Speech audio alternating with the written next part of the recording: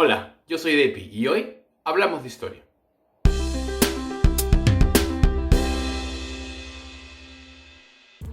Hoy vamos a hablar del francotirador más famoso de la historia, Simo Hällhä. Primero quiero hablar sobre qué es un francotirador, porque hay ciertas confusiones sobre su trabajo, sobre cuál es su entrenamiento, qué debe hacer, y con los miles de juegos de video que hay sobre guerras y soldados, hay una idea a veces equivocada de lo que son. ¿Cuál es la principal habilidad del francotirador? Muchos nos dirían que es la precisión, la capacidad de darle a blancos a muy larga distancia con un tiro. No tiene que estar probando 3-4 veces, ¿no? O sea, muy buena precisión. Y es cierto, no puede ser francotirador con mala precisión, pero no es lo más importante. Un soldado cualquiera con 6 meses de entrenamiento y muchas veces con menos logra tener suficiente precisión para hacer estos tiros de 300, 400, 500, 600 metros. Raramente es mucho más lejos que eso. ¿Cuál es lo más importante? Es la iniciativa. Porque el francotirador no está con el resto de su compañía o de su regimiento. Él va detrás de líneas enemigas y no tiene órdenes directas. Busca blancos valiosos, generales, personas importantes, puestos de información y elimínalos o ¿no? suprime su importancia. Entonces tiene que saber dirigirse a sí mismo, moverse, ser muy sigiloso y por lo tanto tiene muchas habilidades de supervivencia porque no puede llevar tanta comida para semanas y semanas, tiene que aprender a vivir de lo que encuentra, comer muy poco, dejar la menor cantidad de rastros. En muchos casos, en los ejércitos modernos, los francotiradores van en parejas. Uno es el francotirador propiamente dicho, que es el que dispara, y otro está con los binoculares buscando blancos o diciéndole un poco más acá, un poco más allá, mira en esa ventana, cosas así. Y a veces en los juegos de video, cuando uno ve los francotiradores, es como que tienen el rifle más grande, más fuerte. Es más, cuando escoges el sniper rifle, si se dice en inglés, es como el más potente de todos, y no es así. Es más, muchas veces los rifles que usa un francotirador son los rifles buenos del mismo rifle que usa toda su compañía, o versiones con leves modificaciones, quizá una mejor mira, un cañón más pesado para más precisión, quizá afine un poco el gatillo. Pero lo que quiero decir es, no es tan importante esto de super precisión, que hay que tenerla pero no es fundamental, y que tampoco el rifle que usa un francotirador es particularmente súper poderoso. Muchas veces usa la misma bala, el mismo cartucho que usan sus compañeros del ejército, quizá una producción hecha con un poco más cuidado. La historia de Simo Hällhä comienza con la Guerra de Invierno, una guerra que se da entre finales del año 39 y comienzos del año 41 entre Finlandia y la Unión Soviética. La Unión Soviética le dice a Finlandia que quiere cierto territorio, sobre todo cerca de San Petersburgo, Petrogrado, ya en esa época, y Finlandia se opone a entregarle algo de territorio y comienza una guerra, la Guerra de Invierno, entre la Unión Soviética y Finlandia. Y siempre dicen que tanto Napoleón como Hitler se equivocaron en invadir Rusia, la Unión Soviética en invierno, y parcialmente es cierto. Pero pensar que los soviéticos se equivocaron en invadir Finlandia en invierno suena medio broma, porque en nuestra mente en Rusia, en la Unión Soviética, siempre está nevando, siempre es frío. Pero hacía tanto frío que hasta los rusos, digamos así, estaban con frío. Parece que fue un invierno particularmente frío. Esta guerra dura unos 100 días.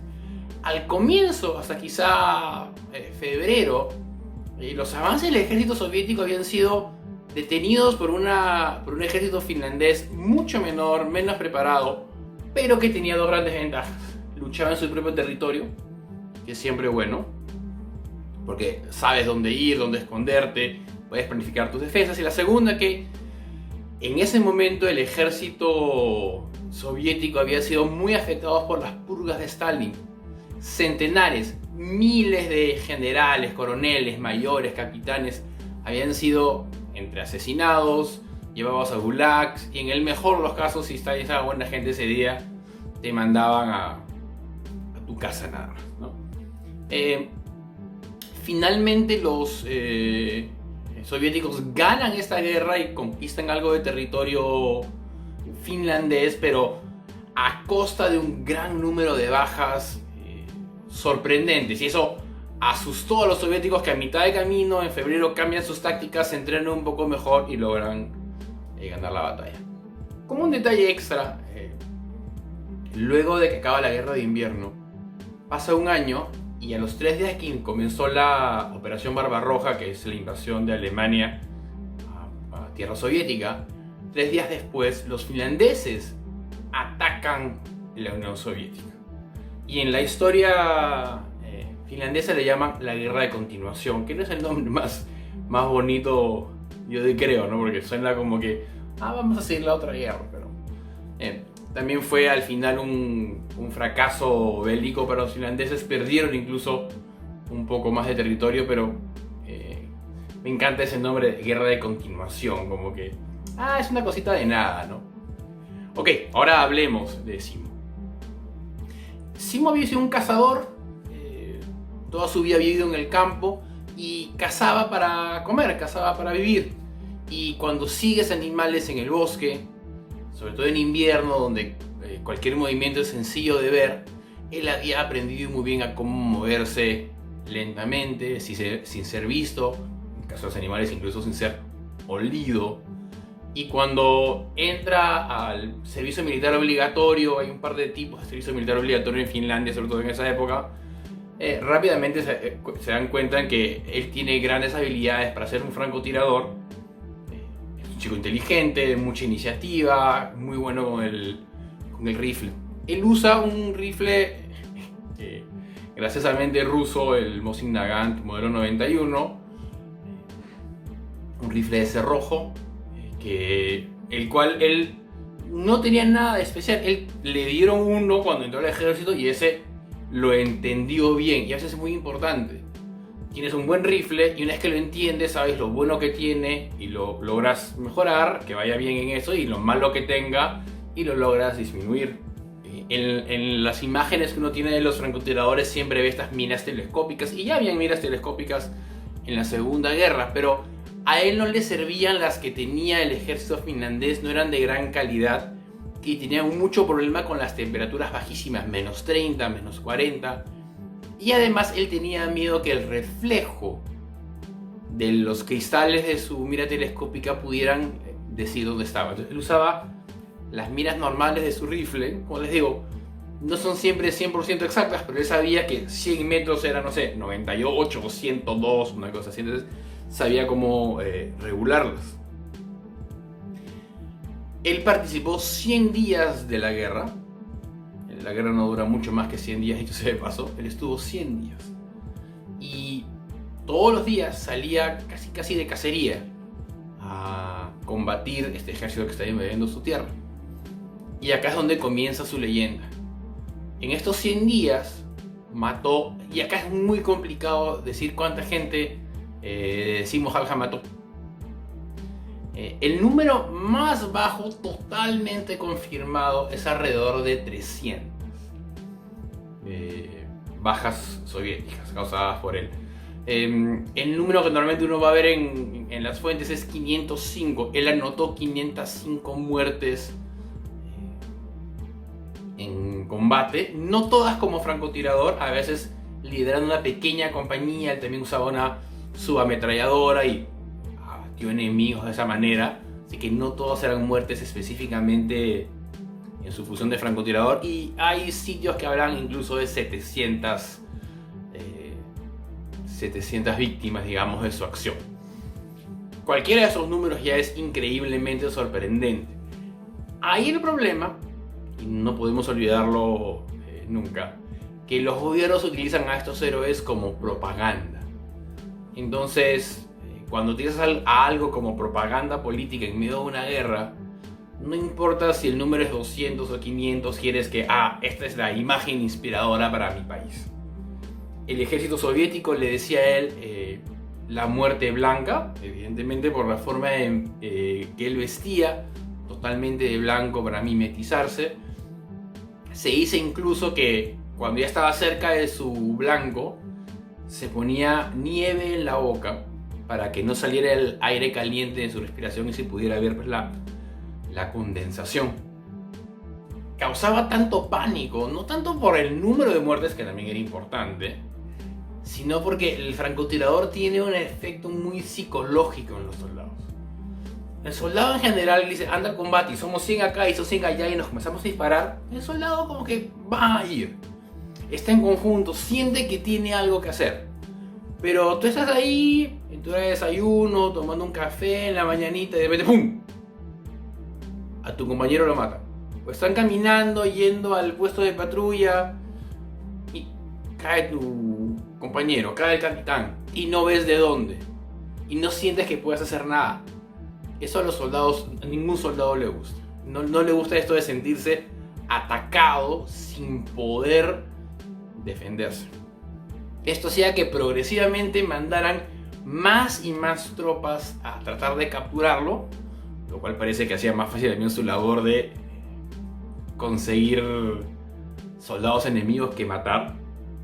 Al final mandan un número mayor de 100 personas para encontrarlo y una bala explosiva le da en la cara y básicamente le quita la mitad del maxilar. Las fotos pues, son muy claras de cómo quedó su cara. Y los soviéticos lo utilizaron también ellos en su lado como una victoria de propaganda, ¿no? Hemos matado al gran héroe del enemigo, ¿no? Como digo, esto de la guerra de propaganda es una guerra paralela a la estrictamente bélica, a la de las balas, digamos así. Pero Simo Hällhä no quiso morirse. Estuvo mucho tiempo en la clínica, meses, sobre todo con las técnicas de reconstrucción facial y de antibióticos. En el año 41 no eran las de esta época. Cuando comienza la guerra de continuación, él quiere volver a servir a su país. Pero en el ejército le dicen no por dos razones. Una, porque su salud no era la mejor, y segunda, no quieres que se te muera un héroe de esa manera. El final de la vida de Simo Hällhä es muy interesante porque él, a pesar de haber estado en una guerra terrible, a pesar de haber matado tantos enemigos, a pesar de haber sufrido grandes heridas, bueno, una vez que se curó y acabaron las guerras, se fue a su región y se dedicó a criar perros y criar renos y a la cacería, y vivió una vida modesta, lejos de las grandes ciudades. No le gustaba demasiado la publicidad y murió a los 92 años, lo cual es sorprendente. Una persona que haya sufrido tanto en la guerra haya llegado a tal edad. Nunca le gustó, como les digo, hablar del tema. No se sentía especialmente orgulloso de jajaja, maté tantos enemigos, sino como diciendo, mi patria estaba en peligro, mi jefe me decía, tienes que ir a acabar con el enemigo, y bueno, hice lo que tuvo que hacer. Un dato interesante extra es que su jefe en el ejército, que era Arne Juutilainen,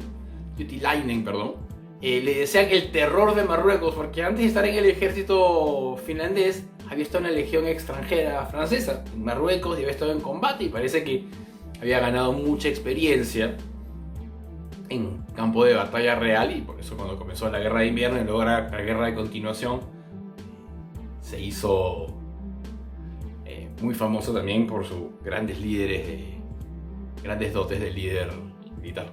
Ok, y con eso acabamos este video de Simo Hällhä, un personaje muy interesante en el cual se juntan la habilidad técnica del disparo a larga distancia, la habilidad de supervivencia, el ser una persona de mucho arrojo, un patriota finlandés, y como también a veces, incluso en personas tan queridas, como que en la internet y en los foros militares, Simo Häyhä es como una imagen que, oh pucha, ¿no? Qué grande, ¿no? Es como uno de esos jugadores de fútbol, esos cantantes a que a todo el mundo le cae bien, ¿no?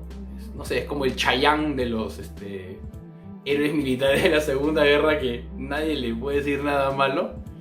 Y la difícil labor que tiene el francotirador, y con eso quiero acabar, porque el soldado en combate, disparando un rifle automático, incluso uno de cerrojo, disparas y estás con toda la energía, con la sangre caliente, con la adrenalina, tus compañeros gritan, hay bombas. Entonces cuando disparas, no sientes esa gran responsabilidad, pero el francotirador tiene eso de que estás sentado, miras, estás sentado en un sitio por 6, 8, 10 horas, 24 horas. Esperas que salga una persona que a ti no te ha hecho nada, tú no sabes quién es. El coronel del ejército enemigo, está leyendo el periódico de la mañana y le tienes que disparar en total sangre fría. Es un enemigo de tu país. Pero es psicológicamente distinto, ¿no? No era una persona que te estaba atacando y una reacción normal de autodefensa, sino es esa capacidad, ¿no? De atacar a una persona en ese momento. Como le digo, con eso acabamos el video. Si te gustó este video, por favor, dale me gusta. Si no lo has hecho aún, por favor, suscríbete. Comenta si tienes alguna pregunta y si puedes, comparte ese video en las redes sociales para que más gente lo pueda ver. Muchas gracias.